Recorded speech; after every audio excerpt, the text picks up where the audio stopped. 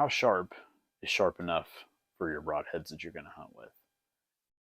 I think a lot of times we pull the broadheads out of the package and we think, that's good enough. Or if I can maybe pulling some hair on my arm whenever I run it across my arm, that should be sharp enough to kill a deer. And while you may be right, you could kill a deer like that, it's worth your time and effort to make sure your broadheads are so sharp that they will cut anything they touch. There's several reasons why having a sharp broadhead is so important. You're going to get more penetration, you're going to cut everything you touch, which in turn is going to make that animal bleed faster and bleed more, so you hopefully have a shorter recovery and a better chance of recovery. What I wanted to show you guys is I have an example here. This is a broadhead, a Rage SS broadhead that I used just not that long ago to shoot a deer. I haven't cleaned it up or anything. I haven't cleaned any of the blood or any dirt or anything off of it. Basically shot almost through the deer completely. I had an entry and an exit wound, but I haven't done anything with it since then except for set it on the table up here. So I'm going to show you guys how you can disassemble one of these. This is a Rage SS broadhead.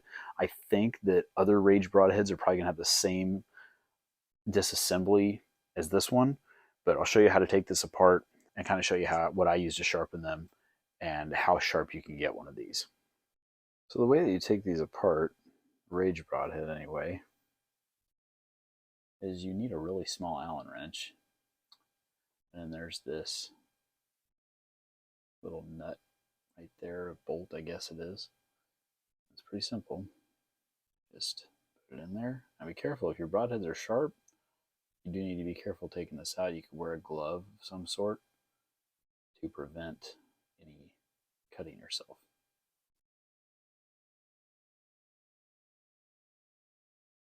You go ahead and take that out of there.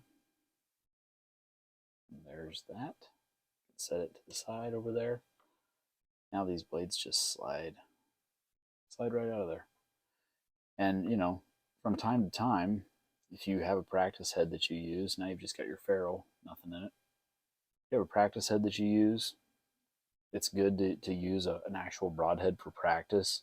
I know they give you the practice heads, but honestly, it's a lot more advantageous to use an actual broadhead. You can get, depending on what kind of target that you use, if you use a foam target or whatever, you're going to get a lot of foam stuck in that thing. So it's good from time to time to take these apart, blow all that stuff out of there, get that cleaned up, and then you're going to have a much easier time getting the shock collar or the O-ring or whatever back on these. These use a shock collar to get the blades tucked back in before they deploy. The same way goes for the little blade at the top there. These I haven't sharpened because I don't have a good solution for sharpening them. So really what you can do is just if you can find a way to sharpen these, fantastic. If you can't, Rage makes a chisel tip that essentially that's what this can act as, is just a chisel tip. I haven't seen any issues. It's such a small blade. I haven't seen any issues. If you could get that sharp, that would even be that much better. But if you can't, I don't think it's the end of the world. But you take that out the exact same way. You just take that nut out there.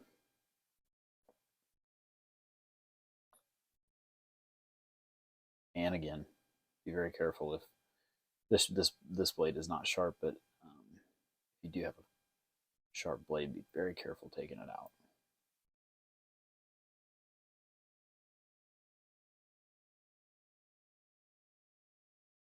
It's out of there. It's just not falling out. There we go. Got it. And then take that out. You just slide that out like that. So the way that I sharpen these is with this thing called a Stay Sharp guide. This is from a company called the Innovative Outdoorsman. He's really great to work with. I've emailed back and forth with him trying to learn how to use these. He's got some great YouTube videos on his YouTube channel. It's called the Stay Sharp Broadhead Sharpening Guide. You can see that it says Stay Sharp on the guide. Innovative Outdoorsman, that's where it's from. I can put a link to it in the video. So these have a little screw in here that you loosen and tighten with a flathead screwdriver. I have this little stubby one that I like to use. You loosen that up, Then you grab whatever blade it is you're sharpening. So he makes different ones. I've got this one for what he calls for replacement blades, so like a Rage Broadhead or mechanical broadheads. This gray one is the gray guide. This one is for your fixed blade broadheads like a Magnus. Other ones, he's got several different guides on his website that you can use for single bevel broadheads that are all one piece.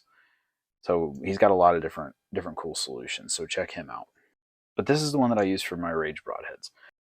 First off, I went and cleaned this thing up a little bit. This is one of the bloody ones, or it had been used to kill a deer. You can see it's a lot cleaner now. It's not sharp. And I will show you that it's not sharp. This is how I was cutting with the other ones. They were sharp. It's really not that bad, actually. It's not that bad. So that's really that. I'm going to tell you what, that's impressive. People knock on Rage broadheads and, the metal's cheap or, it's not high quality. I shot a deer with this thing, passed through. It was in the grass on the ground, and that thing is still pretty darn well cutting magazine paper. It does need stropped. It does need a little bit of adjustment, but that's still in pretty darn good shape. I'm just telling you right now, from having some experience doing this, that broadhead's still pretty sharp. So the way you sharpen this, what you need, obviously the Stay Sharp guide is what I use for this. So you want to get one of those. They're not expensive.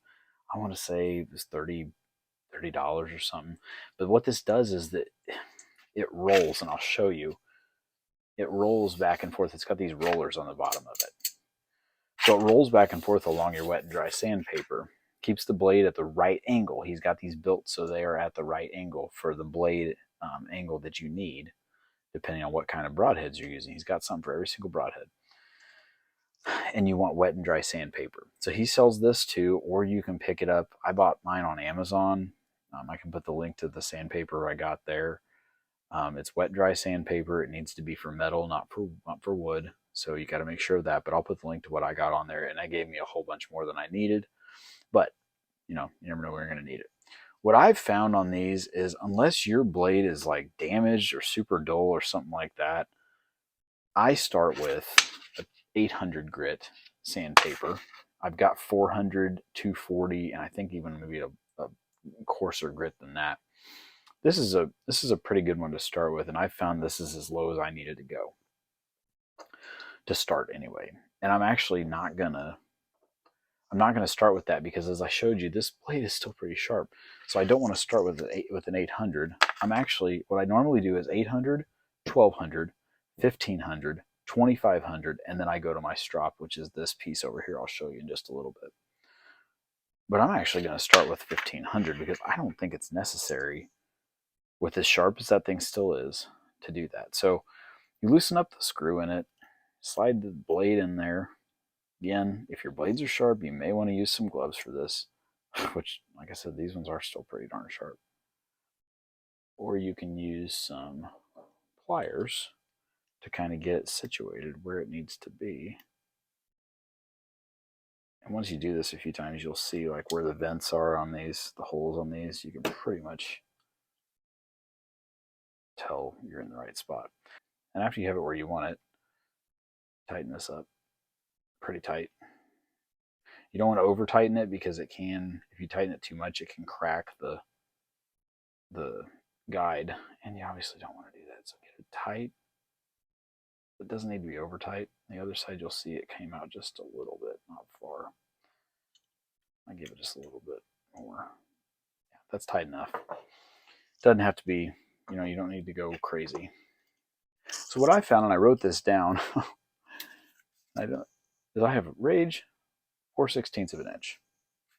That's how far out this needs to be sticking. So I lock my tape measure in place here, and then I go from where that guide is, and I start at the 2. And as it turns out, it's not 4/16. I was going on the other side here, but it's 4/8.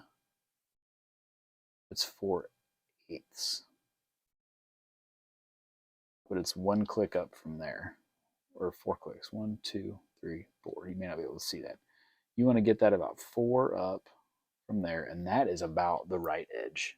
Now the other thing you have to do is you need to make sure that you are actually sharpening the edge on the edge. You don't care about sharpening back here on the back of the blade. You want to sharpen on the edge of the blade.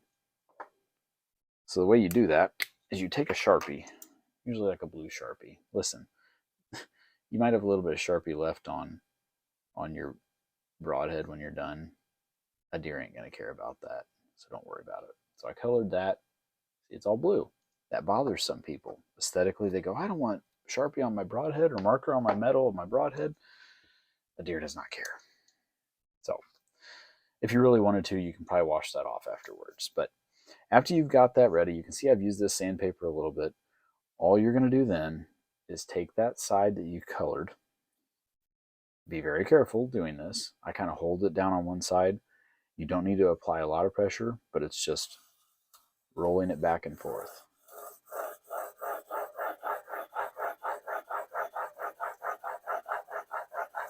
I did about 12 or 14, and now you look, that Sharpie mark is gone now.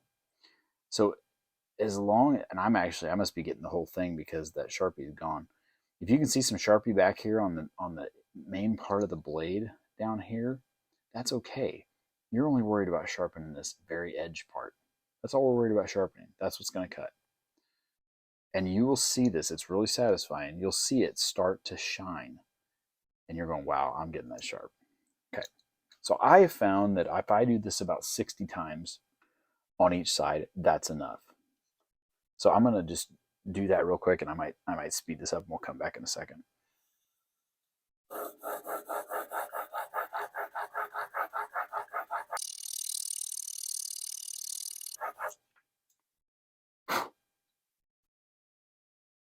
Now what you want to do is you need to check and see if you have a burr. So this is the side we sharpened. You want to make sure that you've got what's called a burr on the back side of your blade. So it's on the opposite side that you sharpened. What happens is the metal that you're wearing off with that sandpaper gets pushed over to the other side. I can't tell you where I got this. Some sort of packaging. It's a really thin piece of plastic. It is fantastic for finding your burr. You can use a piece of paper. This thing, for whatever reason, it's like stiffer than a piece of paper, but it's not as stiff as like a thick piece of plastic. What you're going to do is run it up to that back side of that blade, and you can kind of hear it catch, or you can feel it catch. Some people are good enough they can feel this with their finger. I am not. And I can't really feel it right there, but I can kind of feel it. What it should do is it should stop. And Innovative Outdoorsman has a lot of YouTube videos where he shows you this. But it should stop that. If you're not sure, do the other side, because it won't. There'll be no resistance on the other side. Like I can feel a little bit of resistance on this side, but part of that is that the higher up on the grit you get, the finer grit, you're gonna have less of a burr. So you basically do that till you feel that burr on that side. And whenever you feel the burr on that side, that's how you know now the other side's ready to be sharpened. So the side you felt the burr on, now you're going to flip this thing over. You don't need to mark it with a Sharpie again. You did it the first time you found out that's where it was. That's the only time you need to do that. You found that the angle was right.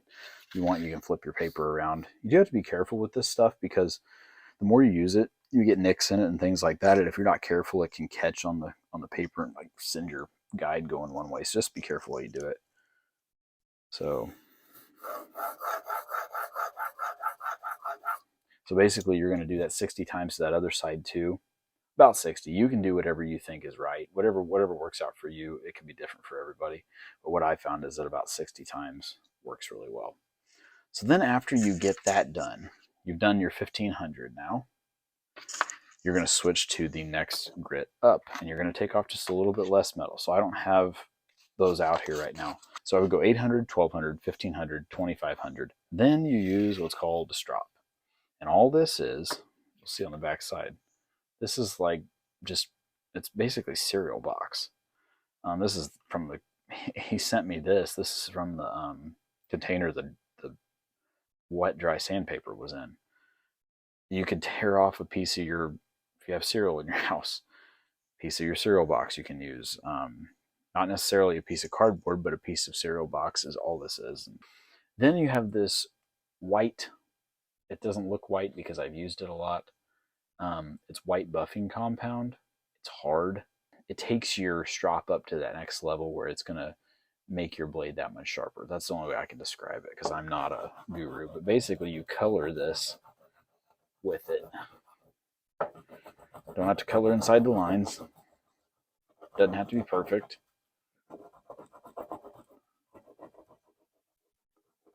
Color this on there. Real good. Don't have to do this every time either. All this gray that's on there is the metal that I've dragged off of these blades that I've sharpened over, the last few years. Then when you strop it, so I was rolling back and forth like this on the cardboard or on the sandpaper. When you strop, you don't do that because if you do, this thing is sharp enough now that it's just going to shave all that off of there. So instead of going forward, you want to start up here, and I do this about half as many times. So I do this about 30 times. You can do, the more you do this, the sharper it'll get. But I found that I do it about 30 times, and that's good enough. So you'll start up here at the top and roll back.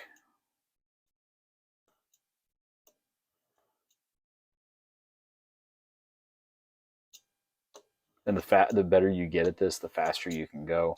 I'm only going to do it a few times to show you, but you drag that back there, you're going to see that there's some that gets built up on that edge. You can wipe that off. If you push away like this, you're probably not going to cut yourself. But after I do that, that's the end of the process. It should be by that point mirror finish, shiny as can be, sharp as can be. You take it to your magazine paper, you test the sharpness. And if it'll do that, you're in good shape. Now, the other thing that I like to do to test sharpness, just for fun, is have some rubber bands handy. Some people would say that you should be able to just press downward on your blade, downward pressure, which is that's probably true. I like to drag back across the way that it's going to be cutting. So we turn this around because that's the way that blade would be cutting if it was hitting an animal.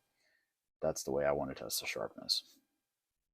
So you would take this rubber band. You don't need to, you're not stretching it as tight as you can. That's cheating. But you can stretch it just a little bit and then drag it back across that blade. And if it cuts, pretty easily, now that I've got that cut, I barely have this stretched right now. That went all the way to the back. But like I said, this blade is not totally stropped. I just was kind of demonstrating. But that's still cutting pretty fast. This is what's going to be similar. This rubber band is going to be similar to veins, arteries, capillaries.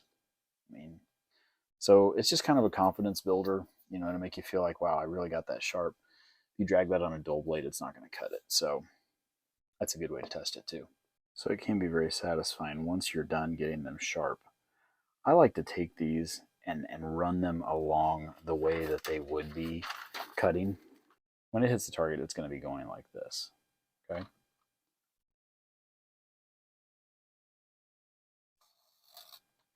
And if you can cut magazine paper like that, it's just cutting it. Now, Troy Fowler, the ranch fairy, would tell you it needs to be super, super quiet when it's cutting, and that means it's even sharper. Or if you can cut like a thinner slice. But once you get going there, you can cut a lot of magazine paper. So that's a little bit noisy. That blade there has been sharp for quite some time now. So it may have collected some dust or something like that. If I run that back down through the strop, the cereal box with the buffing compound on it, if I run that back down across there 20 times, it just gets sharper and sharper. So that thing is sharp right now. I can make it even sharper by running it through that buffing compound. So to put these Rage Broadheads back together, and I used gloves to take this one apart because these are pretty sharp, but I think I'm okay. Yeah, you want to make sure you have the big hole on top. So there's a big hole on that side, a smaller hole on this side. You'll see it whenever you do this. You get that anywhere there, or that blade, the hole lines up. You can just get it anywhere there that those will both go in there. Then get them lined up so you can get your screw back in there. Oops. Drop the screw in there. Those. And then it's just as simple as just tightening that thing up. Pretty easy to put these back together. I know you can't see that, but. And then if you really want to put the heavy on it and really get it tight, put your gloves on. I'm gonna call that good, because if you slip or something, you're gonna hit your finger on that blade and you're gonna go, wow, that's sharp. But that's how you put those back together. What you can kind of see here is that very edge of the blade right there. You can see that thin, where it's a little shinier, I guess, than the rest of the blade. That's a good angle.